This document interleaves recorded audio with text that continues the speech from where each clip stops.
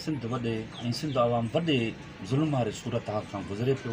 हीअ जेका हालत आऊं सभिनी जी ॾिठी आहे त मूंखे अफ़सोस थो थिए त असांखे हिते इस्लामी नज़रे पाकिस्तान वारो सिस्टम खपे त इहे अफ़वाऊं इहे क्राइम सफ़ा लो लेवल ते हले।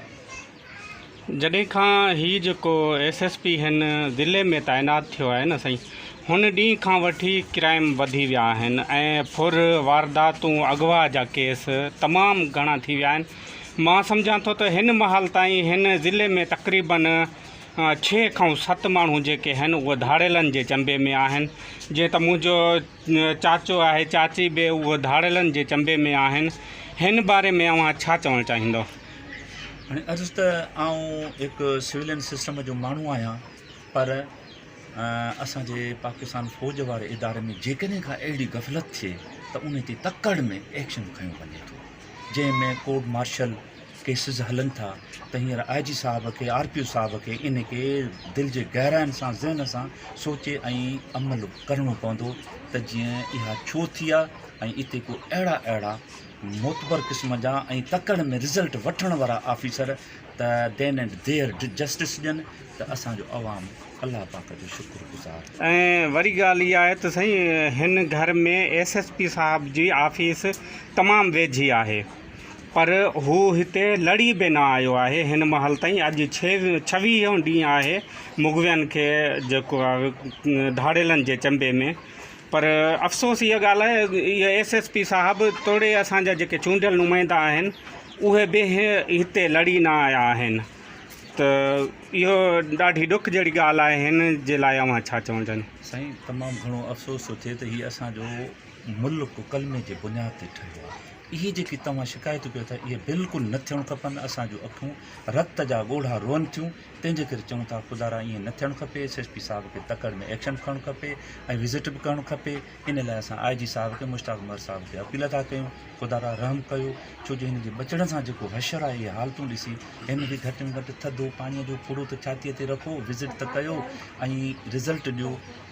ऐं मूंखे यकीन आहे त इन ते एक्शन खयूं वेंदो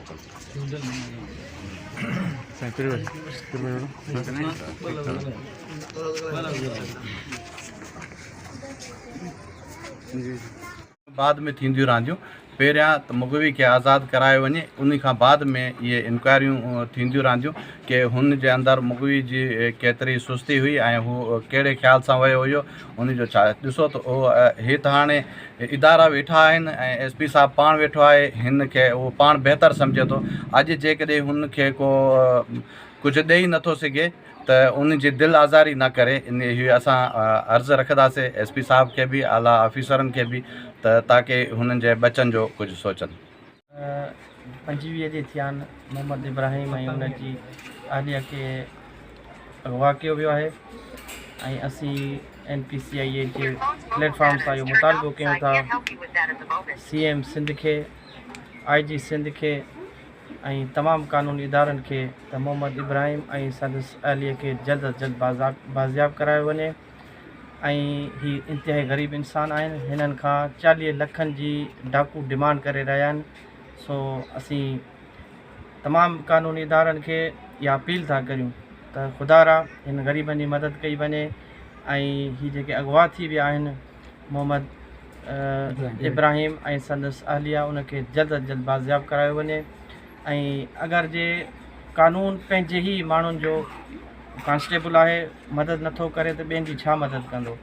त असीं हिननि ग़रीबनि जे हमदर्दी लाइ हिते पहुता आहियूं ऐं असीं तमामु इदारनि खे अपील था करियूं हिननि जी जल्द अज जल्द मदद कई वञे ऐं उनखे बाज़ियाब कराए घर पहुचायो वञे। एतिरो अरसो थी विया SP ख़ामोश आहिनि, छा कारण? देखो न, असीं IG खे CM खे इहा अपील करे चुका आहियूं, दुबारा करियूं पिया त इनखे इन ते जल्द अज जल्द इनखे बाज़ियाब करायो वञे ऐं SP साहब खे बि इन जो सख़्तु नोटिस वठो वञे त जीअं SP साहब इन शइ जो नोटिस वठे ऐं कानून इदारा मुतहरिक थियनि ऐं हीअ जेके जल्द अज जल्द बाज़ियाब थियनि।